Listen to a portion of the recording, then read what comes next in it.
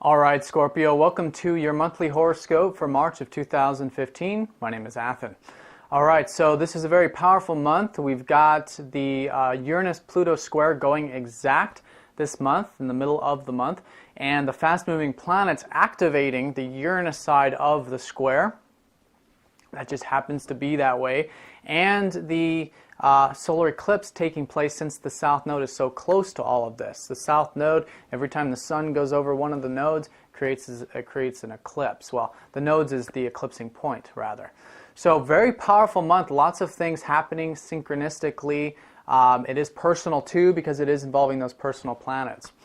Now, this ongoing theme for the past 3 years with Uranus-Pluto square has been this breaking free moment. You know, you can also see it globally too, with all these shifts taking place in the world. But it's happening on a personal level also. And so for you Scorpios, it's involving your second house, which is where Pluto's been transiting, which has to do with your sense of self-worth, your abundance, your wealth, your self-value, right? And Uranus transiting your fifth house of your self-expression, of creativity, of what puts a smile on your face. Okay, all the things you enjoy out of life. So these two planets squaring up to each other is creating a catalyzing point of release. Okay, and that's what this month is going to symbolize, because it's the last aspect of that. This is it. It's over. So one last final release, and then we're moving on through the new, in this sense, eclipse season, with the new eclipse leading the way from this. But it's breaking free nonetheless. And so it has to do with you gaining your freedom of your self-expression, you releasing some old patterns, some old ideas, some old notions regarding your self-expression, again, what gives you joy, your overall zest for life and passion for life.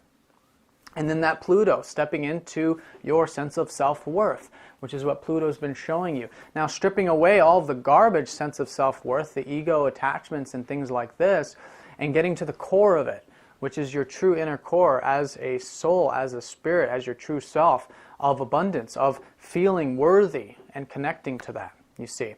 And there's a tremendous amount of power here to be had too with Pluto. This is the power of your life, but for you it's the power that comes from when you strip all that stuff away and you're standing in your core of your true sense of self-worth. So very powerful stuff. And it all starts on the 1st, right at the beginning of the month, when Venus goes over the South Node in that 5th house. Lots of things involving the 5th house this month, okay? So Venus over here is wanting this release. That's what Venus is. It's enjoying it. Now, the first 10 days of the month, lots of this enjoyment and optimism about it. So first we want to enjoy it. We're driven to do it, and then the changes take place in the middle of the month. And it starts here on the 1st. So with Venus wanting to release the old patterns, wanting to get rid of the old stuff, you know, all these changes and shifts that are happening in the world are us wanting it, you know, individually, and of course on a personal level as well. So this is where it starts. Now, while this is happening, we do have Jupiter trining up to that Uranus, which is wanting excitement. We're ready for change. We're wanting something new, right? Optimism for the first 4 days regarding it.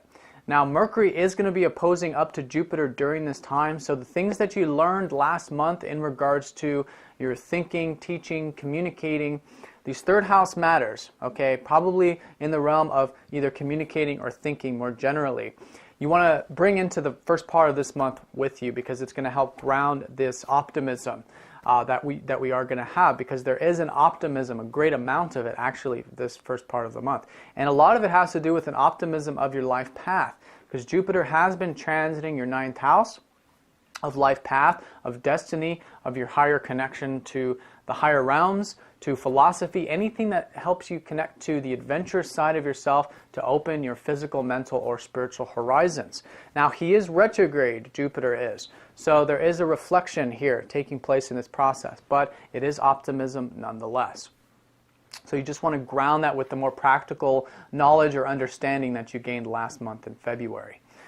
Now, on the 4th, then Venus goes over Uranus, wanting not only to release the old, but wanting freedom, wanting excitement, wanting the new, the change. Okay, now this is an opportunity to enjoy it and to put energy towards it. Now the energy element does start here on the 4th because Mars does go over the South Node, and Mars is a big player this month. He goes over the South Node, he activates Uranus of the Uranus Pluto square, and he changes sign going into Aries later on. So lots of activity here with him, and it starts here on the 4th. Not only wanting the change, but driven to do it. Mars is beyond just the want. It's the drive, the necessity, the urge. We have to do it. We have to make changes. So that motivation is kicking into gear here. And of course, you can use it or not, but it's there. Okay. Then on the 5th, we've got the full moon taking place in Leo. Okay, which is your guys' 10th house of career, work, and anything on a public sort of level. You had a new moon taking place in your home sector back in February, so perhaps some new beginnings relating to home, family, your emotional states, your past, your roots, these kinds of things, connecting to your soul, connecting to your spirit on an inner level. And now it's an abundance of that, or an awareness of that in regards to perhaps some ambitions that you have with bringing that into your career perhaps, or bringing that into something that you're doing on a public level, or balancing work and home and family could be another expression of this. But in either case, feeling quite full and feeling, again, optimistic about those two areas in general. And that's creating a lot of life force energy, which is good. You want to channel that into this whole Uranus-Pluto stuff, which is the bigger picture. And this full moon is trining up to Pluto, so it is very supportive when we step into that self-expression of feeling good about the 10th house and 4th house matters. Now on the 8th, we do have Mercury going into Aquarius, which is that 4th house. So thinking about perhaps some of these things that came to you last month regarding home and family is going to be on the table this month. I think you'll naturally be thinking about it, and that's good. There's some reflection, some things being learned about it, and thinking about it progressively as well, since it is taking place in Aquarius. Now on the 9th, we've got Mars trining up to Jupiter. So this is where the drive and ambition becomes very optimistic. You know, not only is it just optimistic in the head where it may have been earlier in the month, now it's through action. Okay, and so when we utilize that Mars energy, we're gaining that momentum. We're feeling more and more good about the whole process. So really tap into that from like the 9th to like the 12th while this is in orb. Okay, actually like the 8th to the 12th. Now on the 11th, Mars then goes into goes over Uranus, activating the Uranus-Pluto square. So the 11th is when things start to shift. The first part of the month, first 10 days, it was a lot of this feeling it, perhaps doing it, but now it's action time. Mars activates the Uranus-Pluto square. It goes exact on that day, on the 11th, all the way through the 22nd. And so this is it. This is the last aspect of it, and I think we're wanting this change, and so this is the month to do it. And again, it's involving the 2nd house and the 5th house. For each of you, it's very different and unique, but something along those lines. And if you don't know exactly what it is, that's totally fine. The energy here is just getting the ball moving. Just get the momentum with whatever you do know, whatever actions you do want to take, because I feel like a lot of the information is coming later on in the month when we have more of the energies with the solar eclipse and the sun. So middle part of the month, step into that power, take that energy, make these changes, just get that ball moving. Now on the 12th, I think we can enjoy this energy and momentum. Venus goes into Aries, okay? This is enjoying the action, enjoying taking charge. And this is involving your 6th house, okay? So for you Scorpios, the 6th house here, ruled by Aries, you do have the energy and drive to put into the work. The day-to-day work is what I mean by that. The routine, the health, the self-improvement. So there's something here that you can really enjoy through this motivation of perhaps improving yourself, taking care of the health, the routine, the regiment through this month, okay, for the majority of this, for all of this month from the 12th onward into April, okay? So do those things, because not only will it help drive that Aries energy forward, but I think you can enjoy it very much because we are talking about Venus. Now on the 14th, we've got Saturn going retrograde this month. Saturn recently went into your guys' 1st house. So this is the time of perhaps you guys are assuming more responsibility. You are, stepping into that responsible role, that taking charge of, the more mature elements of life.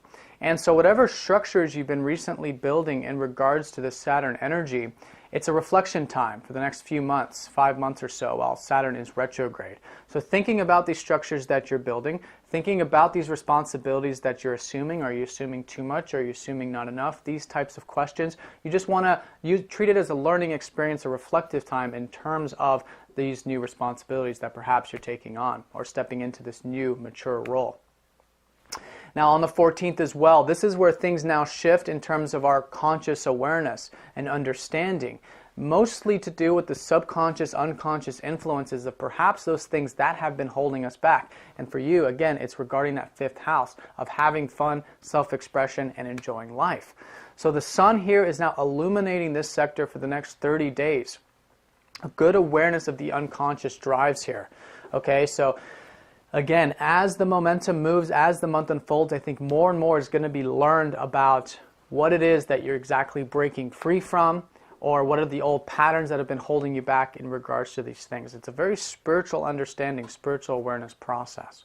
Now on the 18th, another spiritual awareness aspect. We've got Mercury conjuncting up to Neptune. Now this time it's involving your 4th house of home and family. You guys have had Neptune transiting there, which is perhaps allowing you, giving you that opportunity to connect to the home and family or your roots in your past from that present moment, from that compassion and going with the flow and surrendering those aspects of your life. So there's a spiritual thing happening here, and with Mercury going over that Neptune, there's a spiritual understanding that can take place, which I think is contributing to these overall major shifts. So around the 18th, I think some more understanding, particularly around perhaps some of these things regarding home and family, maybe even from last month since you had the new moon there. Now on the 20th, we got the solar eclipse, new beginnings for the next 6 months, but overall for our life path in general, because these eclipses, they always adjust our path a little bit. And so for you, 5th house, self-expression, enjoying life. Reflecting around the 20th is going to help you gain that insight and awareness of exactly what these new beginnings are and what you want to build in this area for the next 6 months. Okay, it's a beautiful place for a solar eclipse. It is about you having fun. It's about you enjoying yourself, you see, and the things that put a smile on your face and allowing that creativity to come out. But the energies are subtle here, so it's just reflecting on it, and that's going to build a nice foundation for the energies as they start to build into April and then for the next few months.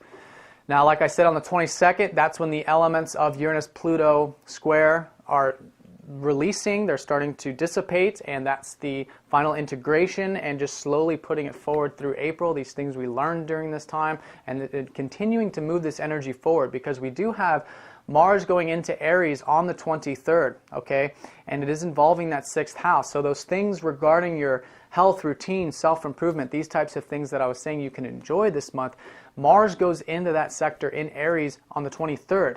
So this is the drive, the motivation, and this is going to help unlock and help move forward a lot of this energy. And it has to do with perhaps integrating it and moving it into the day-to-day sphere of your life through the health, routine, etc.